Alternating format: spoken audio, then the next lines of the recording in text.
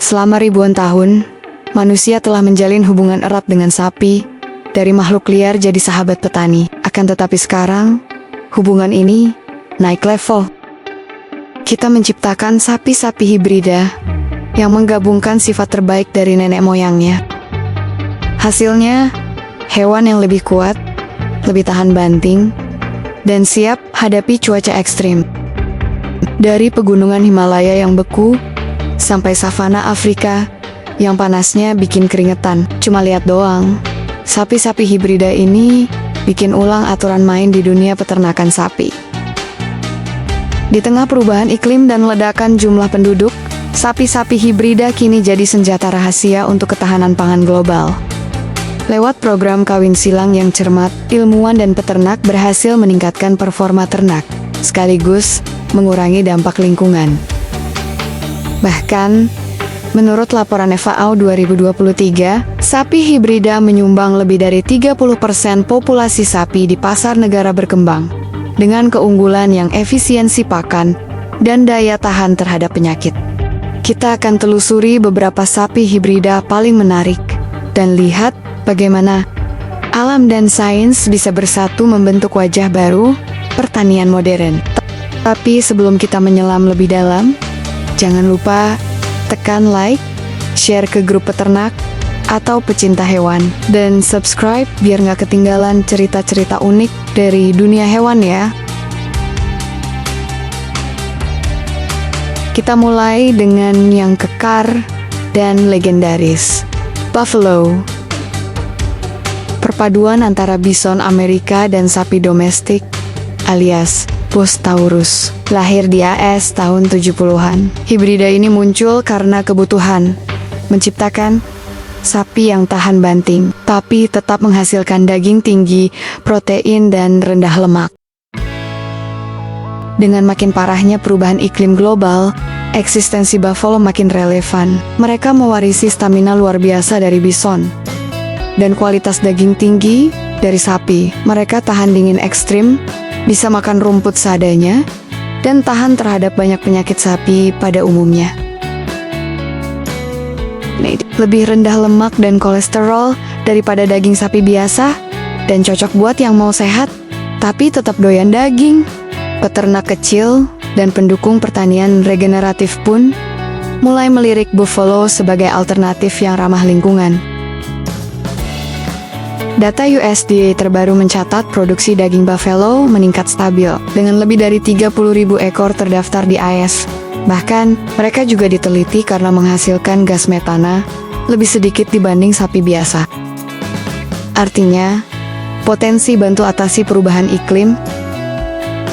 Beberapa restoran hijau juga sudah mulai menyajikan menu buffalo di daftar hidangan mereka. Tapi tentu saja, di balik popularitasnya, ada pro dan kontra, terutama soal dampaknya terhadap populasi bison liar.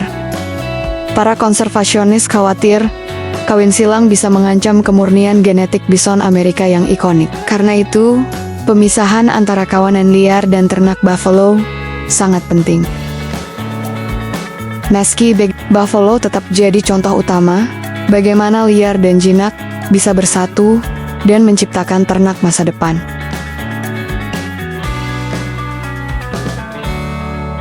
Sekarang, kita terbang ke Himalaya, tempat seekor hibrida lain menunjukkan keperkasaannya di medan sangat ekstrem. Yuk, kita kenalan dengan si Dezo atau Diesel. Diesel adalah hasil kawin silang antara yak Bosgranins dan sapi lokal. Hidup di wilayah Nepal, Bhutan, dan Tibet, Diesel ini adalah jagoan dataran tinggi, dengan oksigen tipis, gaspol, suhu minus, dengan sifat santai, tubuh kekar, bulu lebat, dan paru-paru besar, bikin Diesel tangguh di medan berat. Tapi, sayangnya, yak asli punya produksi susu dan daging yang kalah jauh dari sapi biasa. Maka muncullah Diesel, kombinasi kekuatan yak dengan produktivitas sapi. Para petani pun diuntungkan. Diesel bukan cuma bisa jadi hewan angkut di jalur perdagangan gunung, tapi juga penyedia susu daging, bahkan bahan bakar yang dihasilkan dari kotorannya loh. Penelitian dari Lembaga Pertanian Himalaya menunjukkan diesel makin penting dalam sistem pertanian yang tahan iklim. Dengan gletser yang terus surut dan cuaca makin kacau, diesel jadi tumpuan masa depan di sana. Mereka bisa hidup dari rumput seadanya tanpa merusak lingkungan. Keren bukan? Lembaga Pengembangan Internasional mulai mendukung program pemeliharaan diesel untuk memperkuat ketahanan pangan di desa-desa dataran tinggi. Meski pejantan diesel biasanya mandul, jadi harus terus dikawin silangkan lagi. Bagi masyarakat pegunungan, itu bukan masalah yang serius. Karena tenaganya, manfaatnya, nilainya masih sebanding. Kini, diesel bahkan jadi simbol budaya, ikon kekuatan dan ketangguhan masyarakat dataran tinggi yang ada di sana. Kalau kamu disuruh pilih hewan hibrida yang bisa hidup di Himalaya, siapa yang kamu pilih? Yuk, tulis di komentar dan ceritakan bagian mana yang paling bikin kamu terpukau. Sekarang, kita beralih dari ketinggian Himalaya yang dingin. Kita ke zona eksperimen genetika yang unik lagi. Perkenalkan si nyentrik zebroid. Dari pegunungan tinggi ke dunia eksperimen genetika, kita ketemu makhluk yang unik bin aneh, namanya zebroid. Ini adalah hasil kawin silang antara zebra dan kuda, keledai, atau dalam kasus super langka di dunia sapi. Hasil ini bukan buat pertanian sih, tapi zebroid ini contoh nyata betapa ekstremnya dunia hibrida bisa terjadi. Umumnya, mereka dibuat untuk keperluan riset atau sekedar hiburan eksotis. Tapi hati-hati ya guys, sifat mereka susah ditebak, bukan hewan jinak yang bisa disuruh narik bajak sawah ya om. Kenapa bisa galak? Ya, karena zebra punya DNA liar yang sangat beda dari pasangan silangnya. Alhasil, zebroid sering tetap mewarisi naluri liar zebranya, yang bikin mereka nggak cocok buat jadi hewan kerja atau sumber daging. Akan tetapi, walaupun gak bisa bantu di sawah, keberadaan mereka justru jadi bahan renungan ilmiah. Sejauh mana batas kawin silang antar spesies, dan bagaimana kita memahami kemungkinan dan keterbatasan genetikanya. Bahkan, kemajuan teknologi editing gen dan reproduksi modern bikin minat terhadap zebroid kembali naik, terutama di dunia konservasi. Beberapa ilmuwan mencoba memanfaatkan hibrida zebra untuk bantu menyelamatkan spesies zebra langka, seperti Grevys zebra. Di sisi lain, zebroid juga jadi primadona di taman satwa eksotis dan tempat edukasi satwa liar. Pola belangnya yang unik dan penampilannya yang nyentrik sukses mencuri perhatian dan bikin banyak orang jadi tertarik belajar soal keanekaragaman hayati loh. Pada tahun 2023, tim peneliti di Afrika Selatan berhasil memetakan genom hibrida zebroid, sebuah langkah maju dalam memahami penghalang kromosom dan kenapa mereka mandul. Walaupun nggak bisa bantu ketahanan pangan atau jadi ternak komersial, zebroid berperan penting dalam studi genetika. Mereka bantu kita memahami proses kawin silang, lintas spesies, dan potensi hibrida di masa depan. Kadang, justru dari yang gagal kita bisa belajar paling banyak tentang kawin silang.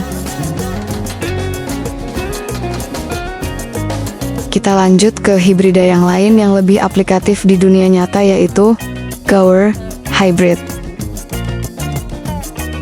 Dari zona eksperimen kita kembali ke dunia nyata, ke Asia Selatan dan Tenggara, tempat gaur atau Bos gaurus, yaitu sapi liar terbesar di dunia, meninggalkan jejak genetiknya. Salah satu hasil kawin silang paling menarik adalah miton alias gayal. Sapi setengah liar dan setengah domestik ini hidup di wilayah timur laut India, Myanmar, dan sebagian Bangladesh. Dihormati oleh komunitas suku-suku lokal, miton biasa dijadikan mahar pernikahan atau persembahan upacara adat. Tubuhnya yang besar, tahan penyakit, dan bisa merumput di hutan-hutan lebat, menjadikan mereka andalan petani kecil di wilayah berbukit dan terpencil. Belakangan, program pemuliaan mulai mengembangkan potensi simiton, produksi susu, dan daging, ditingkatkan tanpa mengorbankan daya tahan alaminya. Menurut laporan IKR NRC pada tahun 2024, program inseminasi buatan dan seleksi genetik telah meningkatkan hasil daging hingga 20% dan memperbaiki kandungan nutrisi susunya. Keren kan? Pemerintah daerah pun mulai memberikan subsidi untuk mendorong peternakan mitan sebagai sumber penghasilan ramah lingkungan bagi masyarakat adat. Sistem pelacakan digital pun mulai diterapkan, biar kesehatan dan produktivitas ternak bisa dipantau, tapi tanpa mengganggu adat istiadat mereka. Tapi tetap harus hati-hati, karena gaur liar masih terancam punah akibat perburuan dan hilangnya habitat aslinya. Jadi, menjaga populasi liar sambil mengembangkan hibridanya adalah tantangan serius. Upaya konservasi seperti pelestarian habitat, bank genetik, dan program berbasis masyarakat kini digencarkan, semua demi menjaga keseimbangan antara warisan leluhur dan inovasi masa depan. Mau tahu lebih banyak soal budaya dan ekologi dari sapi gaur hibrida ini? Langsung klik subscribe dan cek video kami yang khusus bahas konservasi sapi langka. Sekarang, kita menuju ke Afrika Timur buat lihat sapi yang tanduknya bisa bikin iri rusa, namanya Ankol Watusi. Dengan tanduk raksasa yang bisa lebih dari 2,5 meter panjangnya, Ankol Watusi bukan cuma cantik, tapi juga fungsional. Keturunannya berasal dari sapi kuno Afrika yang kemungkinan besar juga mendapat pengaruh genetik dari zebu India. Mereka bukan hanya simbol kekayaan dan status sosial di Uganda dan Rwanda, tapi juga pahlawan di cuaca panas. Tanduk besar mereka berfungsi layaknya kipas angin alami, bisa melepaskan panas tubuh dan membantu bertahan di iklim yang kering. Selama 2 dekade terakhir, peternak dari AS hingga Eropa makin tertarik memelihara Ankol Watusi. Mereka nggak cuma menarik buat produksi daging, tapi juga cocok jadi hewan pamer dan aset konservasi keanekaragaman hayati. Laporan genetik tahun 2023 mencatat, persilangan Ankol dengan sapi lokal Afrika bisa meningkatkan ketahanan terhadap penyakit akibat kutu dan meningkatkan angka kelangsungan hidup anakan sapi. Bahkan, sistem pencatatan digital mulai diterapkan untuk menjaga silsilahnya. Di Uganda asal mereka, program agrowisata pun mulai memanfaatkan keberadaan Ankol Watusi untuk mengedukasi pengunjung soal sistem peternakan tradisional. Usaha pelestarian garis keturunan murni terus dilakukan, sambil tetap menyempurnakan sifat-sifat unggulnya lewat seleksi genetik. Ini adalah bukti bahwa antara warisan budaya dan adaptasi lingkungan bisa berjalan beriringan dalam satu jenis sapi. Selanjutnya, kita kenalan sama bintang utama dunia daging modern, yaitu Brangus. Ketika kita bicara soal produksi daging skala besar, nggak ada hibrida yang secerdas dan setaktis Brangus. Campuran antara Aberdeen Angus dan Brahman. Si Brangus menggabungkan kualitas daging premium milik Angus dengan ketahanan panas dan penyakit khas Brahman.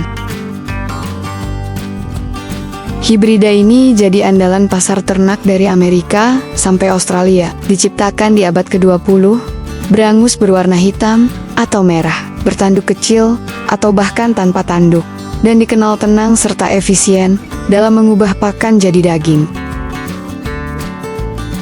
Mereka juga jago bertahan di iklim subtropis, tempat Angus biasa gampang kepanasan. Karena itulah, banyak investasi besar digelontorkan buat program pemuliaan si Brangus, pelacakan genetik, dan ekspor. Data terbaru dari IBBA atau International Brangus Breeders Association mencatat kenaikan 15% dalam jumlah pendaftaran Brangus global antara 2020 hingga 2024. Dipicu performa mereka yang makin kuat di cuaca ekstrem, alat pemuliaan canggih seperti genomic selection makin luas digunakan untuk meningkatkan kualitas daging, kesuburan, dan efisiensi pakan. Di Brasil dan Meksiko, kawanan Brangus telah terintegrasi dalam sistem silvopastoral, yakni kombinasi antara peternakan dan kehutanan. Hasilnya, kesehatan tanah jadi meningkat, dan keanekaragaman hayati ikut terjaga. Di sisi lain, penjual daging di Amerika Utara dan Australia mulai memasarkan daging Brangus sebagai produk premium yang berkelanjutan. Permintaan konsumen pun bergeser ke arah peternakan yang lebih ramah lingkungan dan manusiawi, dan sapi Brangus muncul sebagai jawabannya. Sapi Brangus butuh lebih sedikit obat-obatan, lebih efisien dalam mengonsumsi pakan, dan menghasilkan gas rumah kaca lebih rendah per kilogram dagingnya. Semuanya cocok dengan konsep pertanian cerdas pada iklim masa kini. Nah, kalau om-om ganteng mau mulai peternakan sapi hari ini, kira-kira Brangus jadi pilihan utama nggak nih? Tulis jawaban om di komentar ya. Dan kasih tahu fitur apa yang paling penting buat peternakan om. Dewi tunggu ya om. Gas.